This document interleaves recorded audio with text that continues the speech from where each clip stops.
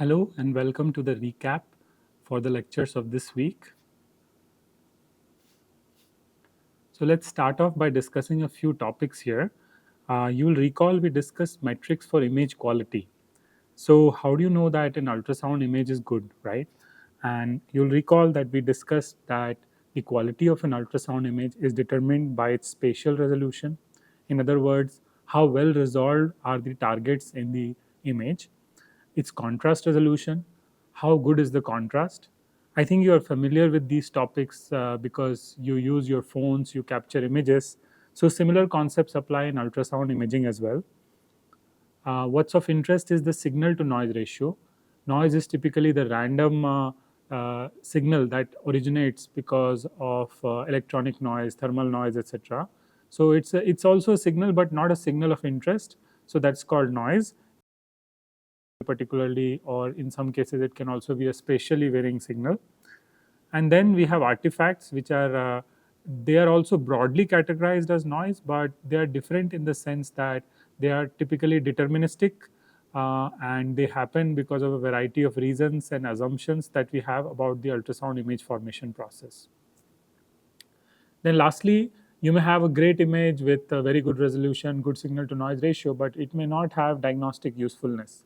Now, this is something that is determined by the clinician. So you can talk about metrics which will tell you the properties of the image or the quality of the image, but diagnostic usefulness again is best determined by a clinician or radiologist or a sonographer.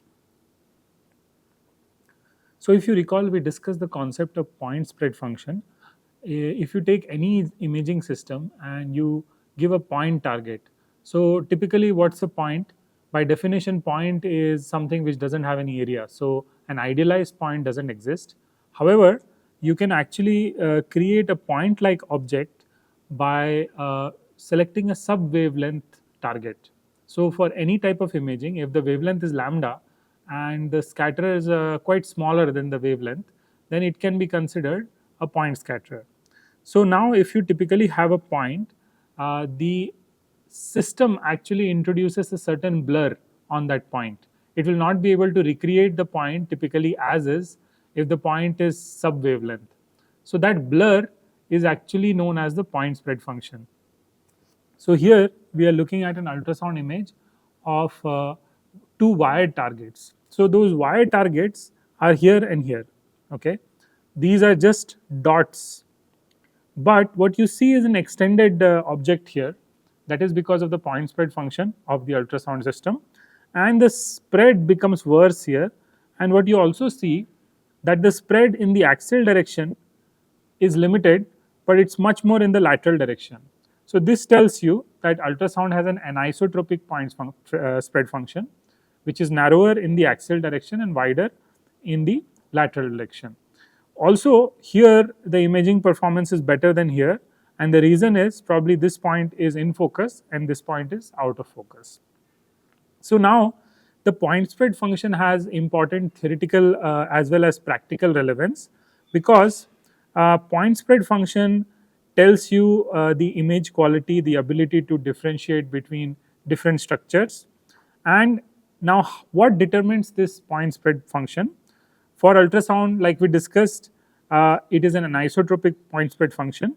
It is determined by the aperture of the transducer, like how wide is the aperture. Typically, the wider the aperture, you will have a narrower lateral point spread function. How directive is the beam, meaning what's the main lobe width. If the beam is more directive, the main lobe width will be less, and that will lead to a better lateral resolution. Then apodization actually also determines the spatial resolution, pitch, imaging position, steering angle, all these have an effect. So here is an object, it's a kind of idealized object, and here is the point spread function of a hypothetical imaging system. Now under the assumption of linear shift invariant systems, so this is an assumption which is often made as a simplification.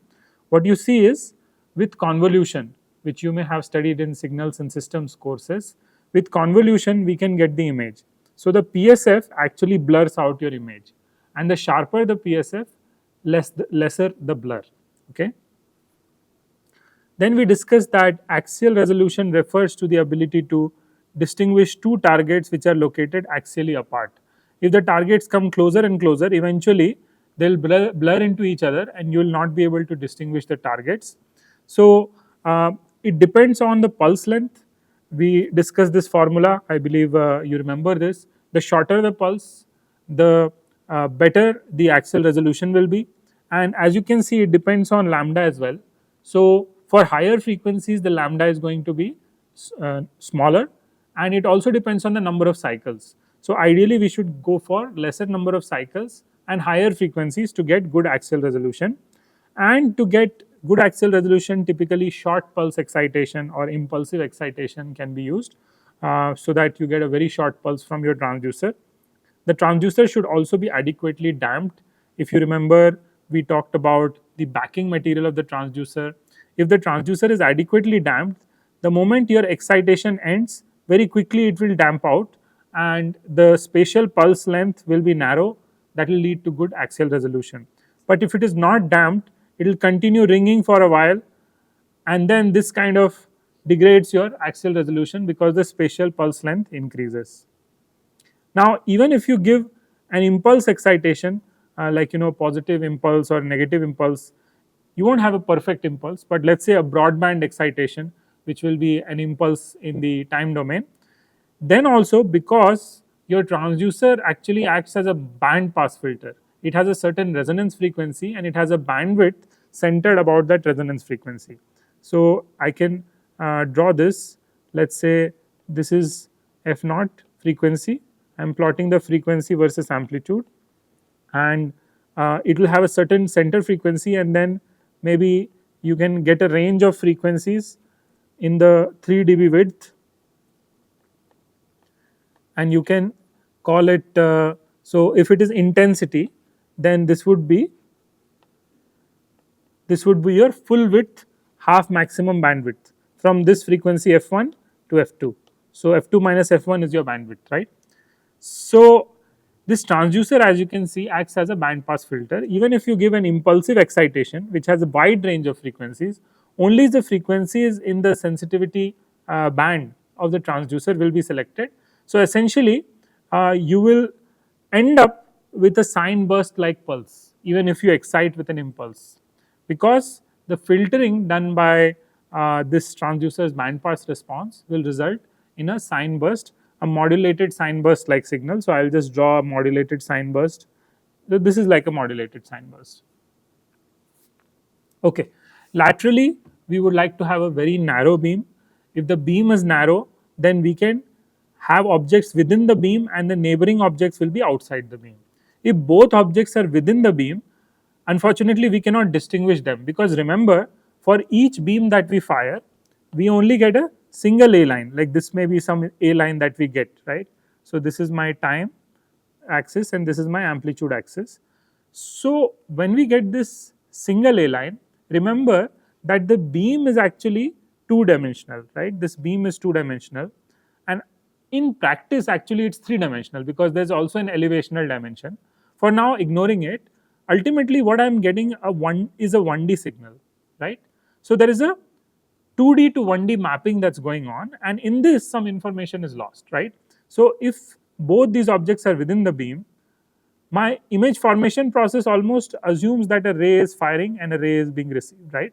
So if there are two objects, I cannot distinguish them because I will get some kind of an integrated effect in my received signal, right. But if one object is in the beam and one object is outside the beam, then I can distinguish them, because in this firing only this object will be detected, and then when I shift and fire either mechanically or by scanning, then I will be able to capture this target, right. So we should be able to focus sharply, and that determines the lateral resolution. Lateral resolution is given by lambda z by d. This is in the Fraunhofer zone, right. In the near field, we can approximate the lateral resolution as approximately being equal to the aperture diameter with which you are firing, right. So as you can see, this is a sharply focused transducer, this is not so sharply focused, and nonetheless you see how well you are able to resolve the point target in the focal zone, and then the lateral resolution becomes much worse in the near field and in the far field. Next is the elevational resolution. So I would just like to highlight a typo in the last time slides. So this direction, where this is the transducer face, right? So this direction forward is the axial direction. Typically we say z axis or z axis, and then you have the lateral and elevational direction in the perpendicular directions. So elevational resolution allows us to differentiate two structures located apart in the elevational plane. Often we think of an ultrasound image as 2D, so it is in a single plane. But actually, the ultrasound beam is a three-dimensional object. It has certain thickness in the elevational plane. So even stuff which is slightly outside the plane will sometimes give reflections which can create haze in the image, for example, right? So we would like to have a very tight elevational focus. For example, here if you see, this is the elevational direction, this is the elevational direction. So if I am at this location, I would have poor elevational focus because there is a certain thickness to the elevational beam here, and objects which are out of the plane will also contribute to the signal. But this is the location of the elevational focus, right? And here the objects which are out of plane will not contribute substantially to the signal, right? So we would like to have an elevational focus, and this is done by using a lens for setting the elevational focus. Now the challenge is single lens has a fixed focus. So what that means is at a given depth I will have good elevational resolution, but as I move away both in towards the transducer and away from the transducer, my elevational resolution will degrade. So this is where electronic arrays are used. There are 1.5D arrays where you may have this type of an array configuration, where in one dimension you have more number of elements. So for simplicity, let's say 8 elements in one direction and 3 elements in the other direction, right? So this is the elevational direction where I have drawn three elements. Now this is a gross simplification, but now you can provide delays here, and by changing those delays you can change the depth at which you are focusing, and you can potentially go for multiple focusing. So by the way, this was just an example. No one would have an array only with 8 elements and 3 elements. Typically in imaging it's common to have 32, 64, 128, 256 elements, etc. in the linear direction, and then probably 8 or 16 elements in the other direction. So then in terms of signals to noise ratio, you will remember the formula. We typically find a target which is a cyst, which is anechoic, and then we look at the variance within that cyst, and that typically tells us about the noise because there is no acoustic signature coming out from the cyst. So the assumption is that that variance is contributed by the noise, and then you can take a region of interest and you can determine the signal intensity and take the ratio. So the way we can use this metric is to assess the quality of an image, and typically SNR will improve when you have low noise electronics, you have highly sensitive transducers, you give higher energy, typically higher energy if you fire from the transducer, of course within safety limits and the transducer's operating range, then higher energy leads to better signal to noise ratio. If you have better quality piezoelectric crystals, highly sensitive crystals, then you will get better SNR. And there are other variables here, high number of bits for digitization. So if the analog to digital converter you use has high number of bits, say 12 or 16, that will lead to a better performance than say 8-bit, for example. Then of course there are ways of post-processing, spatial filtering by beamforming, some averaging which leads to improvement in SNR, and things like speckle reduction algorithms which all contribute to an improved SNR. Next is contrast resolution. So previously we discussed the signal to noise metric. This metric tells you about how well you can distinguish two objects which differ in contrast, and similarly you will take the regions of interest within the cyst region and the target region, and if you take the ratio of their intensities, this is a metric of contrast, and typically it is reported as a decibel. Therefore 20 log 10 SR by SB, where SR is the region of interest and SB is the region of background, which in this case we choose in the cyst. And similarly there is contrast to noise ratio. So as I said, typically it's assumed that the variance is contributed by the noise. So you take the difference of the signals in these regions, and you divide by the uh, square root of their variances summed together. Then we discuss ultrasound contrast agents, which are encapsulated microbubbles, typically of mean size around 2 to 3 micrometers. They can be injected into the body and they go and fill up blood filled organs, for example, blood vessels, microvessels, capillaries, heart, etc.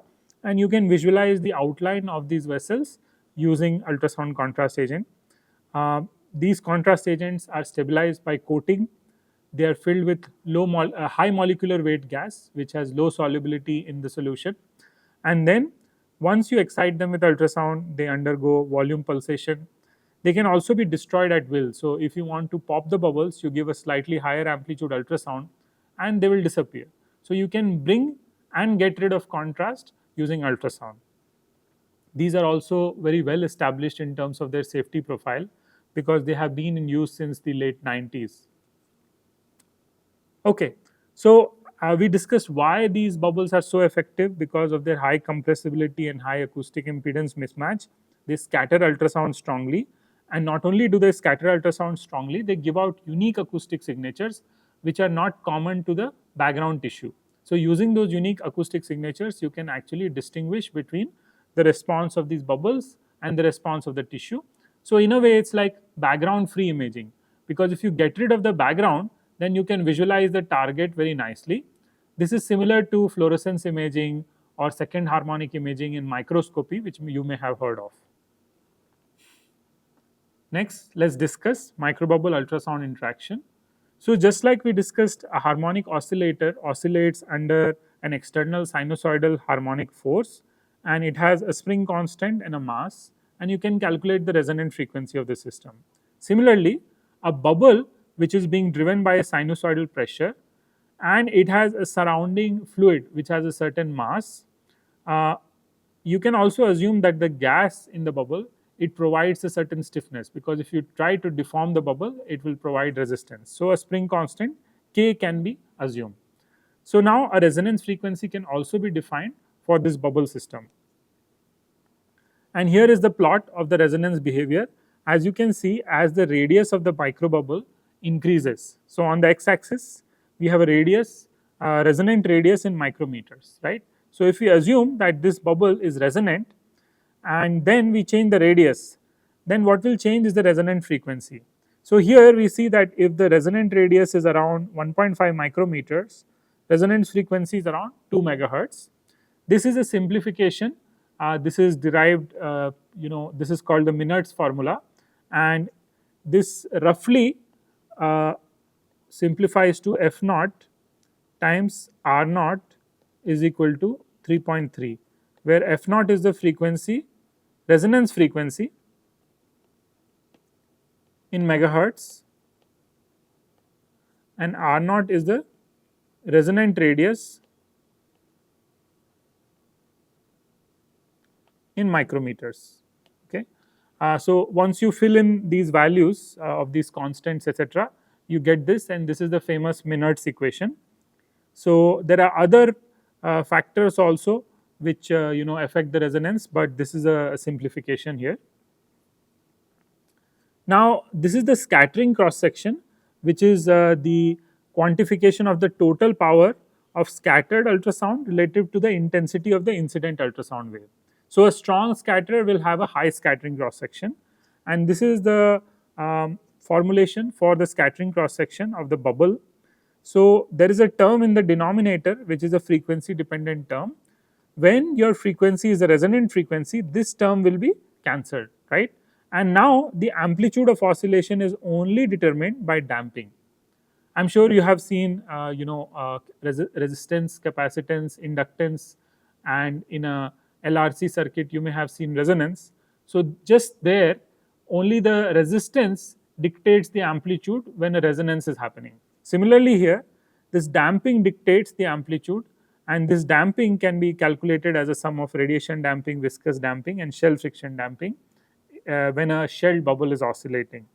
So Uh, Moving on, we discussed that you can get nonlinear signatures. So if you are firing at 10 megahertz to an ultrasound contrast agent suspension using your transducer, when you receive the signal, you may get lower frequencies, in this case a subharmonic.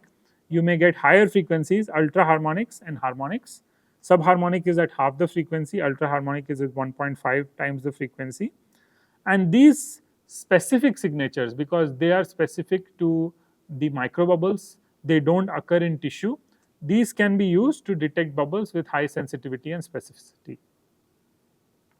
So in the field of contrast enhanced ultrasound engineering, you can either engineer better contrast agents with better stability, stronger resonant behavior, better biocompatibility, which is a chemical engineering endeavor, and chemistry, of course, or you can design ultrasound pulsing and signal processing approaches, or you can develop better instrumentation, wider bandwidth transducers, more sensitive crystals, etc. So here is the most common application of contrast agents, left ventricular opacification. Here probably in an obese patient, what you see that the chamber walls are not very clearly visible. So we don't know what is going on here, here. But when you add ultrasound contrast agents, these areas light up, and now the wall is very clearly visible. As you can see, the wall is very clearly visible, and from this you can calculate the ejection fraction, how much blood is being pumped. But that is only possible if you have a good estimate of the wall, right, which can be wall location, which can be obtained by using ultrasound contrast agents. Now let us discuss how to isolate these nonlinear signals. So one example is pulse inversion. Let's assume that a signal s x of t passes through the system S and the output is y of t. So if I scale the input and I make it ax of t, for linear systems, what do we get? We should get ay of t, right? Because if you scale the input, output gets scaled. So this a can be any constant, right? Let me choose a as -1. So if I put minus xt as the input, the output should be minus y of t, right? Now if I sum the inputs, right, xt plus minus xt, I'll get 0, right? But similarly, if I sum the outputs, yt plus minus of yt, I'll again get 0. So now using this principle, if you see here, what you observe is there are two signals that are phase inverted. So this signal versus this signal, actually there is a negative sign, you multiply by -1, so there will be a phase inversion. Now if you pass it through a linear system, let's say tissue, which can be approximated as a linear system at moderate pressure amplitudes, then what's going on is whatever was the output initially, if you scale by -1, the output should also get scaled by -1, right? And when you sum these outputs, the output will be 0, almost 0, because it's not going to be perfect. There will be probably some artifact, some motion, some noise, but it will be close to 0, right? Now this will suppress the tissue background, but if you have an oscillating bubble which is highly nonlinear, then just scaling will not actually cancel the outputs. So even after summing the output and the scaled output by -1, you still get a residual signal that will help you find the bubbles. So there is another technique, power modulation. I think you remember it. This is also based on scaling, but the scaling factors are 1 and 2, not 1 and -1. This is also used to detect the bubbles and suppress the background. There are other techniques called flash contrast imaging. Here you send a pulse and destroy all the bubbles, and actually what we are interested in is this wall. Okay, this is the heart wall, and when you destroy, then this heart wall will become dark, but then slowly the bubbles will start flowing into the wall as well. The wall has several small blood vessels. So this region, which is actually the chamber of the heart, this gets lit up because of the presence of the bubbles. But the bubbles also go into the heart wall and start perfusing the wall. So essentially the wall also starts lighting up, although not as much as the chamber. So if the regions of the wall don't light up, that suggests that those regions are not getting any flow, right? So then that can help in making some diagnostics, whether that tissue is experiencing ischemia, which is limited flow, or whether that tissue is infarcted or the tissue is already dead. These kind of informations can be obtained by the doctor using this flash contrast imaging. So we have written this review article which discusses different techniques to detect microbubbles. I hope you look it up if you have some time. Next, let's discuss ultrasound molecular imaging, in which you have a bubble. This bubble is actually targeted by putting a ligand which will help it attach to certain biomolecules of interest or certain biomarkers. These could be biomarkers of inflammation, angiogenesis, etc., which will provide clinical information. Once you send these bubbles, they adhere to the target. So here's an example. If you have non-specific targeting, meaning these are just for control, as control bubbles, then after some time they just flow out because they are not adhering at the target. But these targets have specific interaction, so they adhere, and even after some time the bubbles that are freely floating, they are gone, but the bubbles which are adhered are visible, and therefore you can say that this tumor actually shows the expression of SFPR2, which is a biomarker. Then we discussed nonlinear propagation. So here is a pulse which has an amplitude in the diagnostically relevant range, but this pulse is showing some asymmetry, some nonlinearity, and you can see that the peak compressional pressure here goes from well, this is not a pressure axis, but this is proportional to pressure because this is voltage. So higher voltage in the peak positive side and lower voltage in the peak negative side, which shows this asymmetry and shows nonlinear propagation. We discussed that Goldberg number tells you whether the propagation is attenuation dominant or nonlinearity dominant, because certain media are more nonlinear, but then they also have high attenuation. So the nonlinearity never builds up because the attenuation suppresses it. On the other hand, there can be media which have a lower nonlinearity coefficient but very low attenuation, and that will lead to effectively stronger nonlinear propagation. So taking a ratio of two parameters, this Goldberg number was derived, and this Goldberg number tells you effectively how strong the nonlinear propagation is. There's also been the development of a technique called tissue harmonic imaging, in which you just send a pulse of a certain frequency or a certain range of frequencies, and as the wave propagates, then you get certain harmonics, and those harmonics can be filtered and imaging can be done at 2f0, for example, second harmonic imaging, in which you are visualizing twice the frequency preferentially, and this leads to better resolution as well as lower side lobes. It has better penetration depth compared to fundamental signal at 2f0. So suppose if I was to send signal at 2f0 directly instead of relying on nonlinear propagation, I would have to propagate two-way distance at 2f0 frequency. That would lead to high attenuation.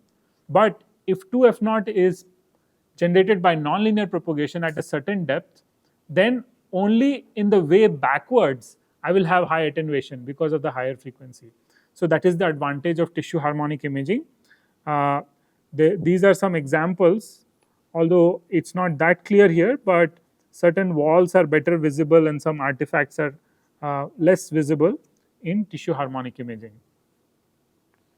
Then of course for nonlinear imaging you need transducers with appropriate bandwidth. You should be sensitive at the fundamental frequency as well as the nonlinear frequency of interest, and that's why the requirement from the transducer design perspective increases substantially.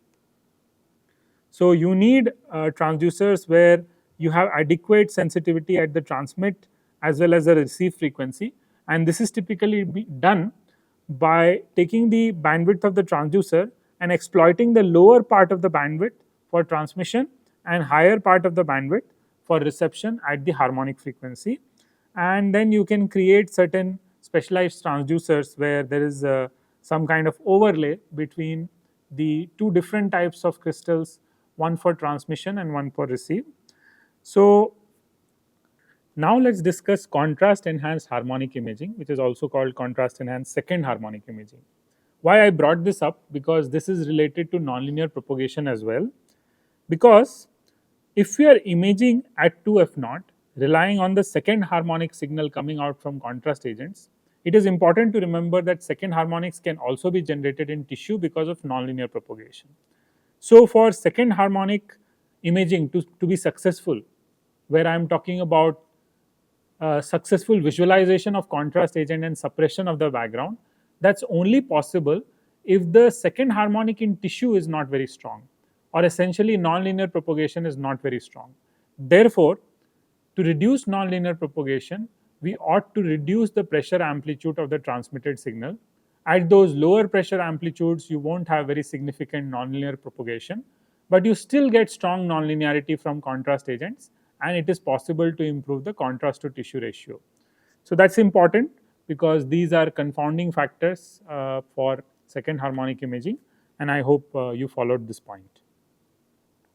Also, to avoid the challenges with second harmonic imaging, one modality that has been proposed is subharmonic imaging. And it turns out that nonlinear propagation does not generate appreciable levels of subharmonic signal. And in this case, what I mean by subharmonic is f naught by 2. And then there are also n of naught by 2, essentially with higher n's, which lead to 1.5 f naught and other fractional order harmonics, which are called ultra harmonics. These are more specific to the bubbles, so they are not generated substantially by nonlinear propagation, and therefore they can be used to get better contrast when nonlinear propagation is involved. And they are highly specific to the bubbles, but the challenge is these are threshold phenomena. So essentially, the pressure has to exceed a certain threshold, only then these sub and ultra harmonics are formed, and that leads to lower sensitivity. So, I hope you enjoyed this summary of the past few lectures, and we discussed topics ranging from image quality metrics to nonlinear acoustics and imaging. Please revise these topics, and I'll see you in the next lecture. Thank you.